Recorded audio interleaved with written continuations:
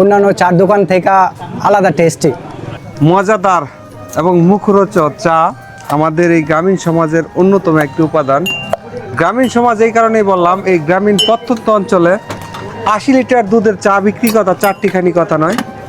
বাসার মোড়, পাটুলি ইউনিয়ন, বেলাব উপজেলায় এই স্থানে ইসমাইল সুদীর্ঘ কয় বছর যাবত বিক্রি করেন? এই 7-8 সালের থেকে শুরু করছি। 7-8 সাল থেকে শুরু করছেন, অর্থাৎ প্রায় 15 বছর যাবত এখানে চা বিক্রি করেন। তার চা এই বেলাব এবং মনহরদী উপজেলার কম বেশি অনেকেই খেয়েছেন। তার চায়ের একটু বিশেষত্ব রয়েছে। একটা সময় তার চা আমি 5 টাকা দামে খেয়েছি, এখন 10 টাকা হচ্ছে। আর 10 টাকার মাঝে আমার মতে এখানে 8 টাকার মতো খরচ হয়, কারণ সে পরিপূর্ণভাবে দুধ দেয়। তার এখানে প্রায় কয় লিটার দুধ বিক্রি করেন ডেলি? 70 লিটার 80 লিটার এরকম দুধের চা।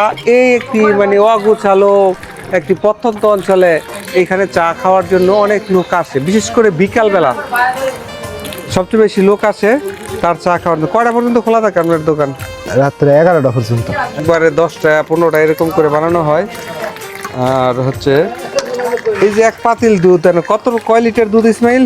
কেন জাল দেওয়া দুধে আছে 50 লিটার। এই আজকে কি এই রাত বাজে 8টা কি শেষ হবে না? আচ্ছা, একটু মানুষটা কম আর নাইতে শেষ হয়ে গেল। ডেলি মানে কি পরিমাণ দুধ যায়? আপনার 70 লিটার 80 লিটার এরকম আছে। ইসমাইল তার বিখ্যাত চা তৈরি করতেছে। এখানে প্রায় 80 লিটার দুধের চা বিক্রি করা হয়। দেখেন পরিবেশটা তেমন কিন্তু আসলে আধুনিকতার ছোঁয়ায় নয়, বরং অগোছালো অবস্থায় রয়েছে। তারপরেও এখানে 80 লিটার দুধের চা বিক্রি হয় প্রতিদিন। সবচেয়ে বেশি হয় বিকালবেলা। কম চিনিটা। আমি প্রত্যেকদিন রাত্রেবেলা আসি একবার হলেও চা খাইতে, আর মাঝে মাঝে 2বার 3বার বন্ধু বান্ধব আসলে হয়তো 2-3বার আসা হয়।